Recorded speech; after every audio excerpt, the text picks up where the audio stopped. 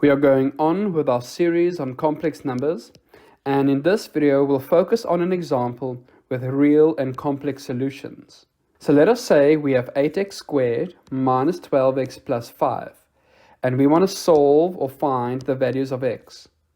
So when we want to find for x, we can either try to factor this trinomial, or we could use the quadratic equation, which is x equals to minus b plus minus b squared minus 4ac as our discriminant.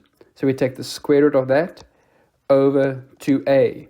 Now the a value is equal to 8, the b value is equals to negative 12, and the c value is equals to plus 5.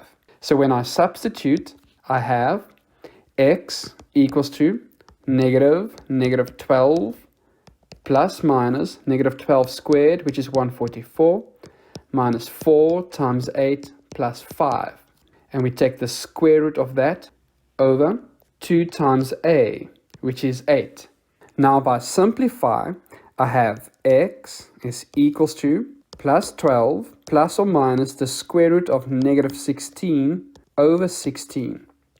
Now normally we will not be able to find values of x because the square root has a negative value on the inside. But what we have learned in our series on complex numbers is that I is the imaginary number, and that is equals to the square root of negative 1. That will allow us to find values for x. So we can rewrite the square root of negative 16 as the square root of 16 times negative 1. The square root of 16 by itself is equals to 4, and then we have the square root of negative 1. So therefore, the square root of negative 16 is equals to 4i. That means that x is equals to plus 12 plus or minus 4i divided by 16.